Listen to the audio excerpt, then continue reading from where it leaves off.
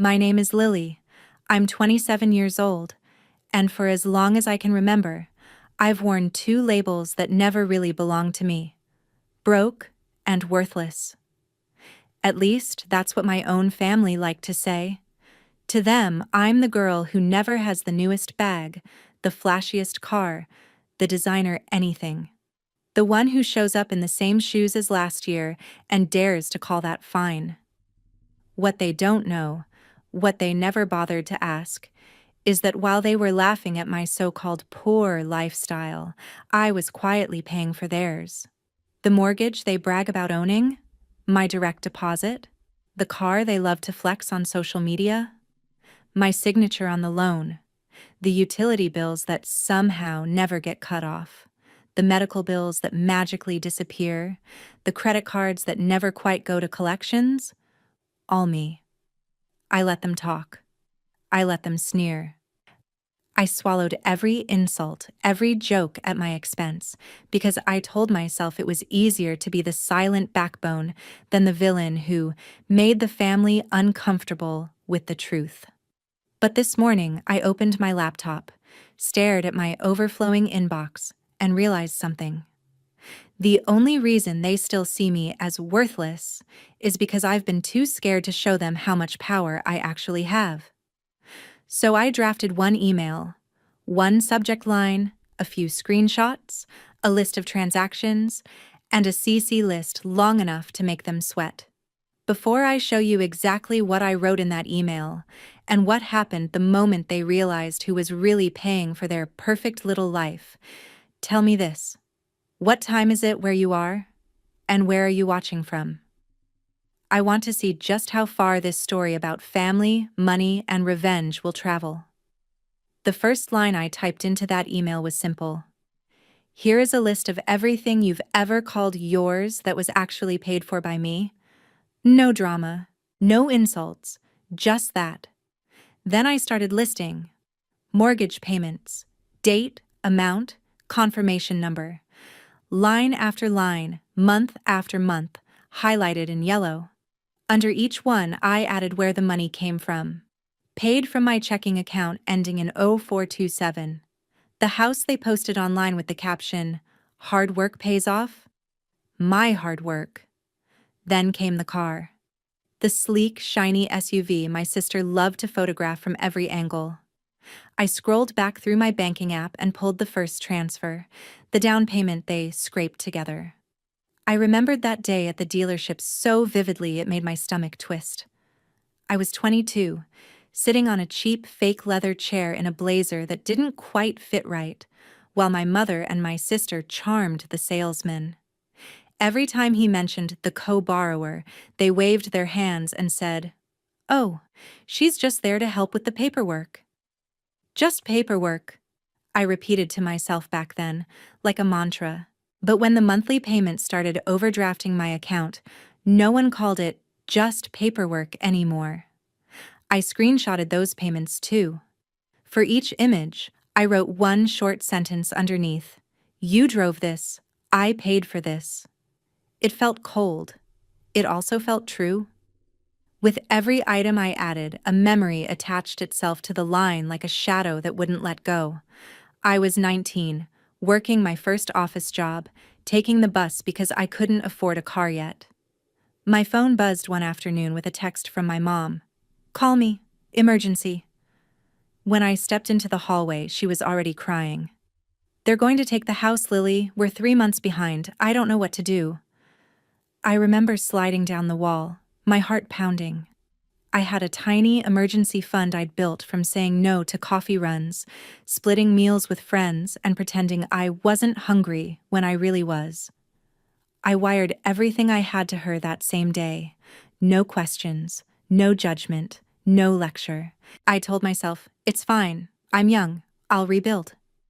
She posted a family picture in front of the house a week later with the caption, "Grateful for our blessings." I wasn't mentioned. The bank transfer wasn't either. That was the first time I realized something. My sacrifices weren't just invisible, they were convenient to forget. As I kept typing, the list grew ugly in its honesty. Utilities, electricity, gas, water. Every time they bragged about never letting the lights go out, it was because I'd quietly stepped in before the shutoff notice turned into a truck outside their house. I added the receipts from the times I'd woken up to a frantic call.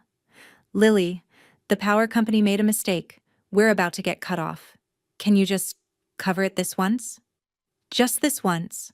Repeated so many times it turned into background noise. Then there were the medical bills. Those were the ones that hurt the most. Not just because of the money, but because of the emotional blackmail attached. You know I'd do it for you, my mom would say. The difference was, she'd say it. I'd actually do it. I attached confirmation emails from hospitals, pharmacies, labs. Under each one, I added, "Covered in full by me so no collections would call you." I wasn't trying to humiliate them. I was documenting a history they'd erased. Between attachments, I caught myself hovering over the delete key, wondering if I was being petty. Was I overreacting? Was I blowing things out of proportion? Then I remembered sitting at a family dinner when I was 24, exhausted from working overtime to catch up on my own rent because I'd bailed them out again. My mother lifted her glass and joked, "We all know Lily's not good with money. She's always too broke for nice things." Everyone laughed. I laughed too, but my stomach twisted so hard I couldn't finish my food. No one at that table knew I had paid their late fees the week before. No one asked why I was too broke. I was just the joke. So I scrolled back to the top of the email and added another line. "You've spent years calling me irresponsible without ever asking where the money you needed came from." I decided to structure the email like an invoice, not because they owed me all that money back. I'd already accepted I was never seeing it again, but because I wanted them to understand the scale of what they'd taken for granted. I grouped things into sections: housing, transportation, emergencies, lifestyle. Under lifestyle, I listed the credit card payments I'd made when they accidentally maxed out cards on vacations, dinners, and gifts they couldn't afford. I remembered one Christmas when my sister posted a photo haul of her presents with the caption, "When your family spoils you because you're worth it."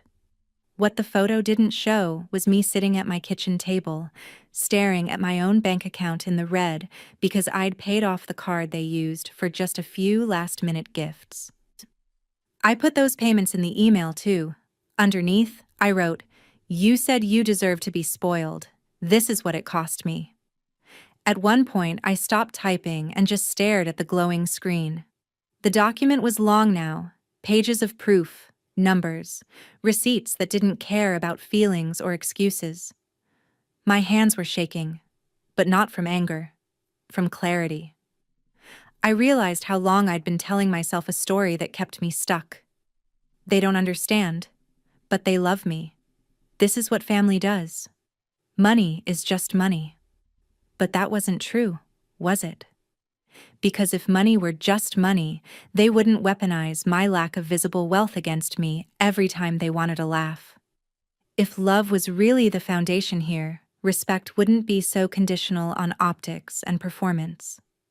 I sat back in my chair and breathed out slowly. Then, almost without thinking, I typed a question into the email, right after the invoice-style breakdown. At what point does helping your family stop being love and start becoming self-destruction? I didn't know if they'd even read that line, but I needed it there for me. The last thing I added before closing the draft was a short paragraph, measured and emotionless.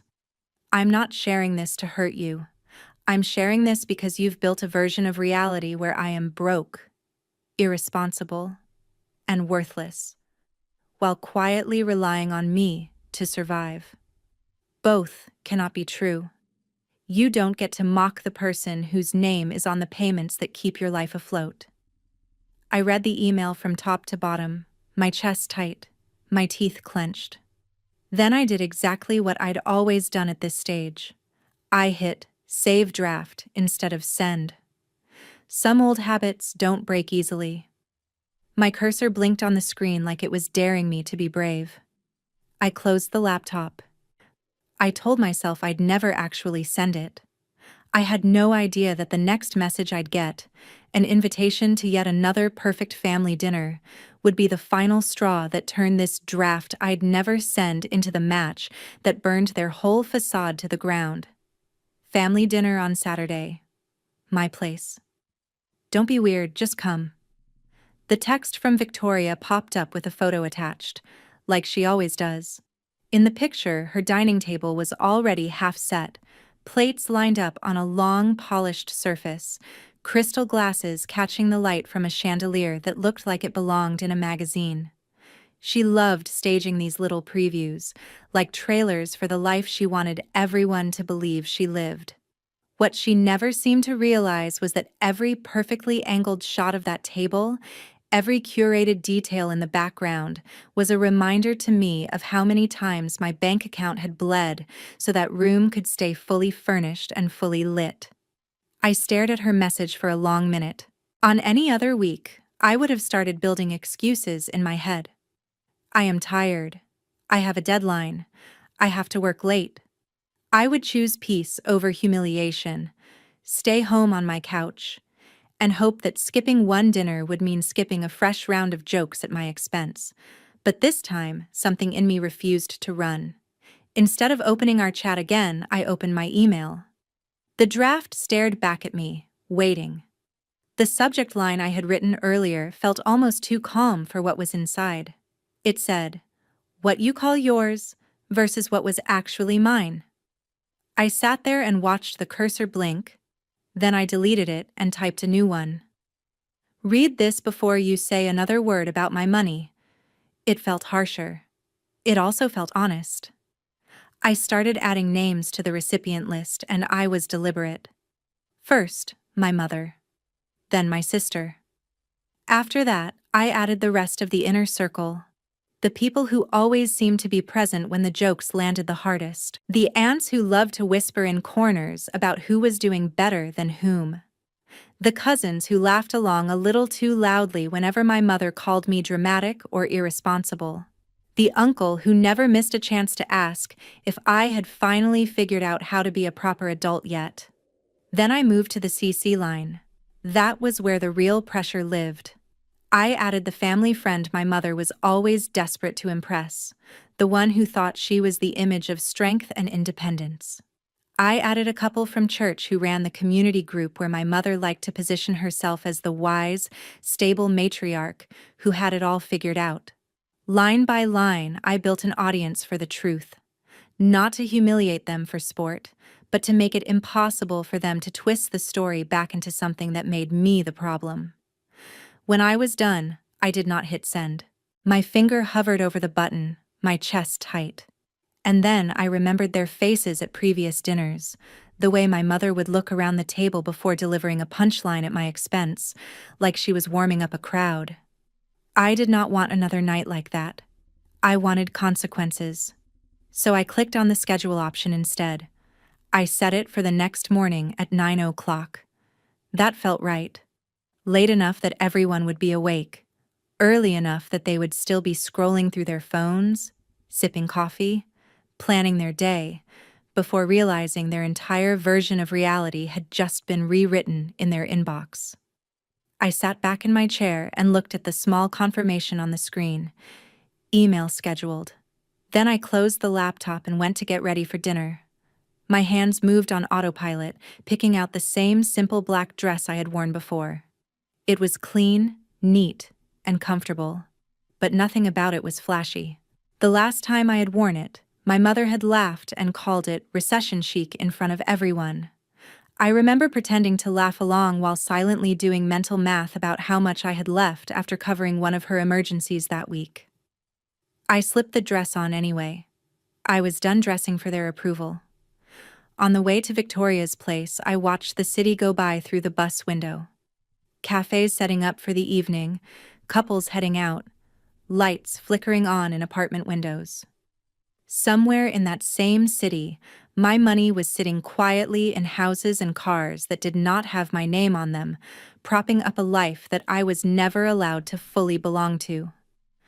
I got off a stop earlier than usual just to breathe before I walked into the performance. When I reached her building, I could hear music before I even stepped out of the elevator. Laughter and clinking glasses spilled down the hallway, the kind of noise that says everything is perfect here. Do not look too closely. I knocked and the door flew open. "Lily, you are actually on time," Victoria said, smiling wide and air kissing my cheek. "Miracles do happen." She smelled like expensive perfume and her makeup was flawless, every hair in place. She took the dessert box from my hands and glanced down at it. "Homemade again," she said, raising an eyebrow, making sure the people nearest the door could hear. "Still cannot afford catering?" A couple of people standing nearby laughed, not loudly but enough. My mother appeared behind her, glass of wine in hand, eyes already bright with that sharp energy she got whenever there was an audience. "There you are," she said, giving me a quick hug that felt more like posing for a picture than affection. "We were just saying we hoped you would not cancel last minute because your bank account had a panic attack." More laughter around us, and a few sympathetic looks that did nothing to soften the sting. I walked past them into the dining room, and it was exactly what I expected. The table from the photo now fully set with candles, heavy cutlery, and plates that looked like they had never seen a dishwasher. Bottles of wine lined up on the sideboard, labels turned outward on purpose. Little touches everywhere to say we are doing well. We are not like those people who struggle. I took my seat near the middle of the table, close enough to be part of conversations, far enough from the head of the table where my mother liked to sit and steer everything. As people settled, phones came out, photos were snapped, and I watched one cousin angle her camera carefully to capture the table and my sister's outfit, but not the fact that she was behind on payments for the car parked outside. For a moment, I felt the old familiar urge to shrink, to make myself small and quiet and agreeable so the night would pass without too much damage. Then I remembered the email waiting on the server, set to send itself in less than 12 hours. I remembered the subject line, the receipts, the total. For the first time in a long time, I did not feel powerless in that room. They could still laugh. They could still take their shots. But the clock was ticking now, and none of them knew it. I let myself smile, just a little, as my mother raised her glass for the first toast. Tonight, they saw the same Lily they always thought they understood. Tomorrow morning, when they opened their inbox, they would finally meet the version of me they had been living off without ever acknowledging, the one who knew exactly what she was worth, down to the last cent. Dinner was exactly what I expected. Soft music, nice plates, my sister's apartment dressed up like a showroom. Everyone talked about work wins, trips, and new things they had bought. My mom sat at the head of the table with a glass of wine, telling stories about how she had always kept this family together, how she was the one who made sure nothing ever fell apart. People nodded, laughed, topped off her glass. I sat in the middle, the quiet one in a plain black dress, thinking about the email waiting in my outbox, scheduled for 9 tomorrow morning, full of proof that the story they loved telling was not the whole truth. For a while, I did what I always do, faded into the background. My sister bragged about her spa membership and a trip she wanted to recharge. An aunt complimented the apartment and the car parked downstairs. Nobody mentioned late notices or calls from the bank. Nobody mentioned the nights they had called me because something was about to be cut off. To them, I was still the Lily who did not travel, who wore the same clothes more than once, who always said she was watching her budget. That version of me made sense to them. It made their own choices look better. The first hit came exactly when I knew it would. My mom set her fork down and looked straight at me. "So, Lily," she said, stretching my name. "How is life in that little apartment? Still pretending you like living like that? Or are you finally ready to admit you just cannot keep up?" A few people laughed. My sister smiled, waiting to join in. I took a breath, put my fork down, and met my mom's eyes. Normally, I would have shrugged, made a joke, moved on. Tonight, I stayed voyant. My life is fine, I said. My rent is paid. My lights stay on. My fridge has food. I am okay. My mom gave a small, disbelieving laugh. Oh, come on, she replied. Every time we invite you somewhere, you say you are broke. You bring homemade food instead of just sending money. You never join us on trips. At some point, you have to admit you are struggling. That is not a crime. Victoria jumped in. Exactly, she said. You work constantly, but what do you have to show for it? No vacations, no upgrades, nothing fun. That is not a strategy. That is just being broke. Broke. They loved that word when it came to me. They said it lightly, but it landed heavy every time. It used to cut right through me. After building that email and seeing my life in numbers, it just sounded lazy. You really think I am broke? I asked. My mom shook her head, still smiling. Lily, she said, you are almost 30 and still living like a student. You always talk about how tight things are. We are not attacking you. We worry about you. You could worry less and ask more, I said. None of you ever ask why I say no. You just decide I am failing. My sister rolled her eyes. Here we go, she muttered. The mystery speech. If you are struggling, just say it. Do not try to make us feel bad because you made bad decisions. I looked at the necklace around her neck, the one I remembered from a bill I had helped pay. I looked at the car keys on the table, attached to the car I had co-signed for. My throat tightened. I was not choking on shame this time, just on everything I could have said. I am not trying to make anybody feel bad, I said. I am asking you to think. How do you think so many things in this family have stayed afloat? The table went quiet. My uncle stopped mid-sentence. An aunt set her glass down. My mom's smile faded. What are you trying to say? She asked. That we cannot handle our own lives. That we are using you. We are family. Families lean on each other. You are acting like you are some kind of hero. Leaning on each other means both sides get support, I replied. Has that ever really been true for me? No one answered. The silence sat between us, heavier than any joke they had thrown at me. My sister finally spoke. So we have needed help sometimes, she said. Who has not? That does not mean you get to act like we owe you everything. You do not owe me everything, I said.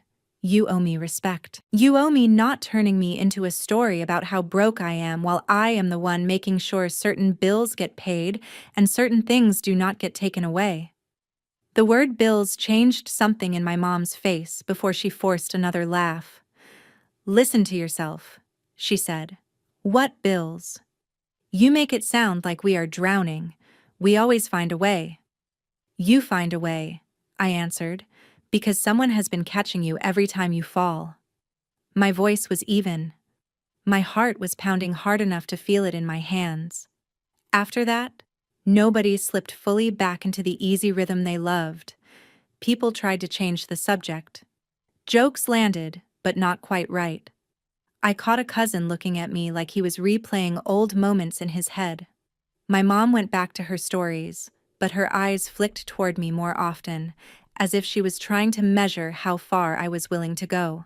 When I stood to clear plates, my mom followed me into the kitchen. Away from the table, her voice dropped. Whatever you are planning, she said, do not forget who raised you, who took you in, who gave you everything you have. I set the dishes down and turned. You gave me a home, I said. I will always be grateful for that. But you did not give me everything. I have given you a lot too.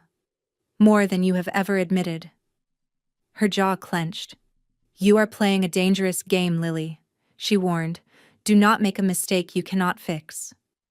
I walked past her back toward the hall. I already did, I said. I let this go on for years. Later, when I stepped outside, the air felt colder than when I arrived. On the sidewalk, my phone buzzed with a notification from the family group chat. A photo appeared. Everyone around the table, arms linked, smiling at the camera, glasses raised. The caption said, "Family over everything." I stared at my own face on the edge of the frame, half turned away. They still believed that. They still believed the joke was on me. Tomorrow morning, when they woke up and saw my name in their inbox, they were finally going to learn what family over everything had really meant.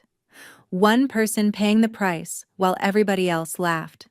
For almost 3 years, my parents existed in my life like background noise. There, but easy to tune out.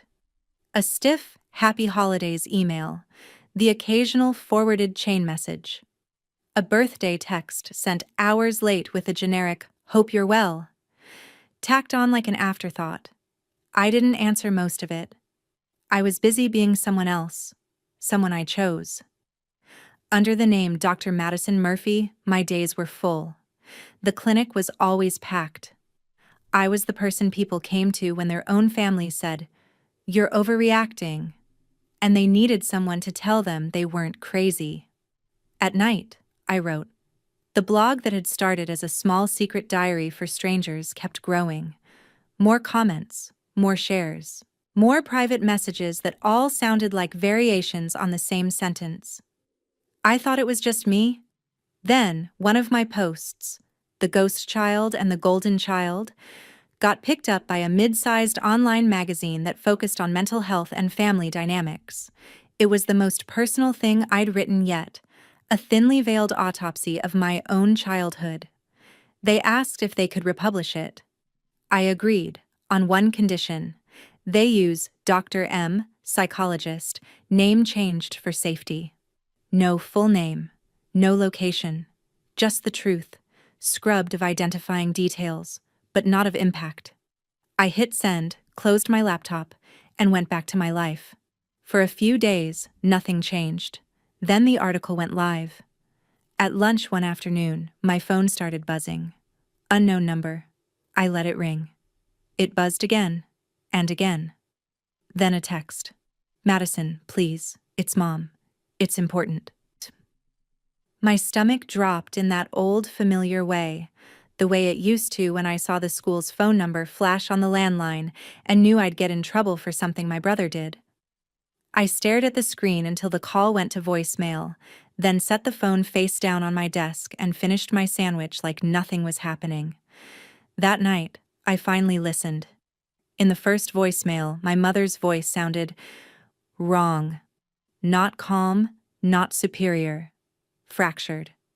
"Madison, if this is still your number, I think that article was about us," she said. "People are talking. Your father is furious. Your brother is losing clients, sponsors. They don't want to work with someone from a family that would do that to their daughter. Is that what you wanted? To punish us?" There it was. Not.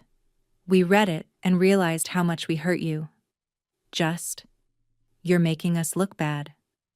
The second voicemail came a few hours later, voice sharper, almost scolding. "This is our private business. I cannot believe you would paint us as abusers on the internet. It was one misunderstanding, and now you're making us look like monsters. Take it down. Fix it." One misunderstanding.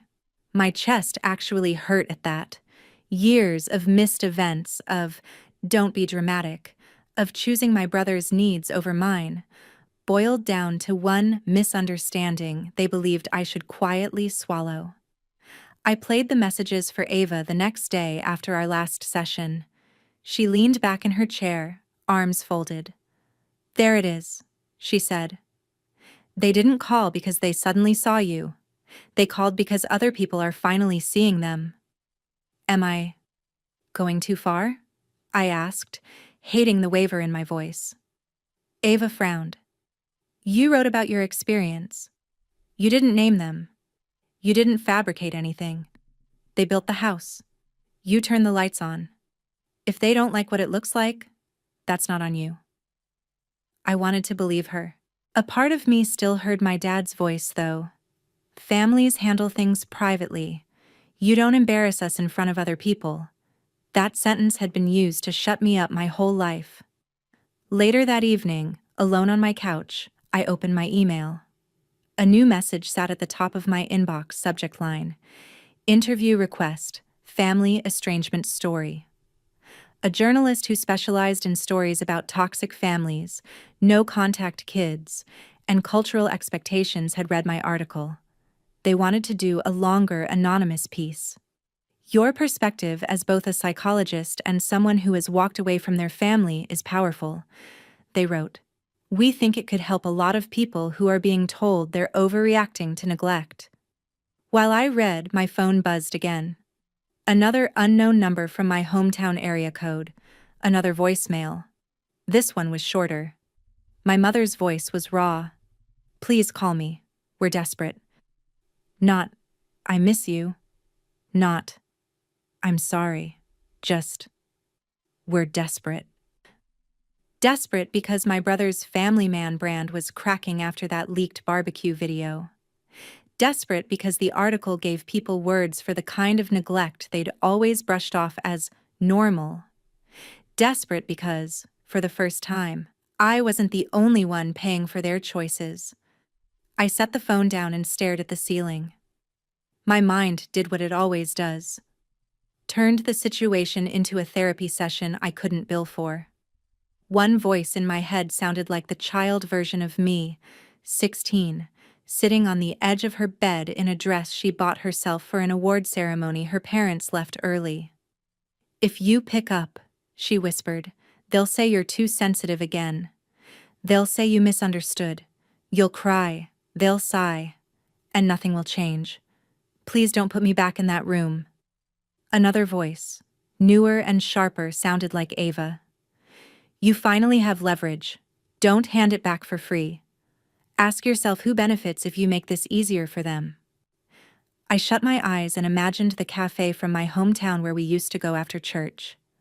My younger self sat across from me in that mental picture, wearing my old hand-me-down jeans, knees bouncing, phone clutched in both hands. They're still your parents, she said quietly. And I'm still their daughter, I answered.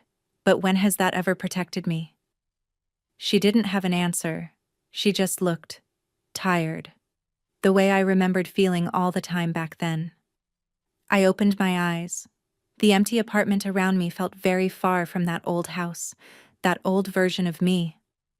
I picked up my phone again. The screen glowed with my mother's last text. We're desperate. For what? I said out loud. For me? Or for damage control? The silence answered for her. I didn't call back that night. Instead, I replied to the journalist. An anonymous interview is fine, I typed, but I won't be softening what happened to make anyone more comfortable. My finger hovered over send for a long second. Somewhere inside me, that teenage voice whispered, Are you sure? This could make everything worse. Then another part of me, the woman who walked across a stage alone while her parents flipped burgers, answered, It's already as bad as it can be with them. This might make it better for someone else. I hit send. Only then did I open a new text to my mother and type, I got your messages. I'm not ready to talk. When I decide to, it will be on my terms. In public, where you can't rewrite what happened. Until then, you'll have to live with what you did, and with people finally seeing it. I didn't wait for a response. I muted the thread, put the phone face down, and let the quiet fill the room. Question for you. When someone only reaches out after your silence finally costs them money, status, and the mask they've worn for years, do they deserve your voice back, or just the echo of their own choices? In the end, I did call back, but not to apologize. If we talk, I told my mother, it has to be in public. Neutral place. No yelling, no pretending it was all a misunderstanding. You tell the truth, or there's nothing to say. She agreed instantly, which was almost suspicious. We picked a cafe halfway between my city and theirs, a crowded place with big windows and nowhere for anyone to hide. When I walked in, I spotted them immediately. My mom looked smaller than I remembered, lines etched deeper into her face. My dad looked exactly the same, just older, jaw clenched, arms crossed, anger hiding under a layer of calm. My mom stood like she wanted to hug me. I stopped just out of reach. "Hi," I said. "It's Dr. Murphy now." My dad's eyes flickered. He didn't like that. We sat. There was an awkward dance of menus and coffee orders, like we were strangers on a bad first date. As soon as the waiter left, my mom leaned in. "We're under attack," she began. "Ever since that article, people have been judging us. Your brother's sponsors are pulling out. Clients are avoiding him. Your father's position at the club is in question. This is hurting our whole family." I pulled my phone out, opened the family chat screenshot from my graduation day, and slid it across the table. My message: "Today I became Dr. Madison Carter. You chose burgers over being there. I won't forget that." Her reply: "We said we'd celebrate next week. Why are you making this about drama?" And beneath that, my dad's voice recording: "Don't be dramatic. It's just a ceremony." "You mean this?" I asked. "This is what I described. You're upset that people finally see it." My dad's mouth tightened. "We made a mistake. People make mistakes. That doesn't mean you get to smear us online and destroy our lives." "Interesting choice of words," I said. "Because when you skipped my doctorate graduation, that was not just a mistake. It was a choice. You didn't forget. You prioritized convenience." I just wrote down what happened.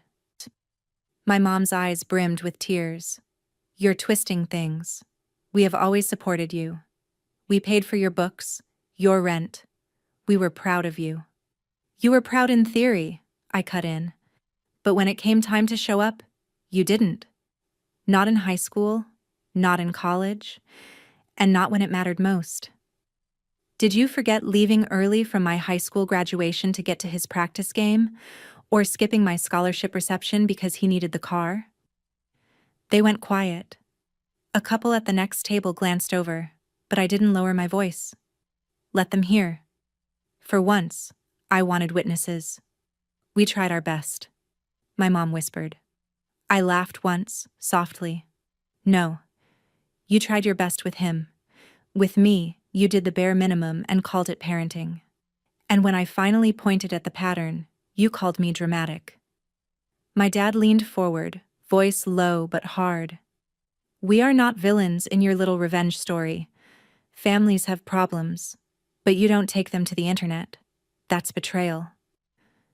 "You want to talk about betrayal?" I asked. "You betrayed me every time you made it clear I was optional. All I did was stop keeping your secret. That's not betrayal. That's disclosure." I pulled a printed copy of the article from my bag and tapped the pages. "Do you know how many people wrote to me because of this?" I said. "People who went through the same thing. People who thought they were crazy because their families told them their pain was no big deal. You're not mad that I lied. You're mad that I told the truth where other people could hear it." My mom's tears finally spilled over. "So what do you want? You want us to grovel? You want us to admit we're awful parents?" I met her gaze. "I wanted you to show up. When you didn't, I wanted you to own it. Not spin it. Not excuse it. Own it."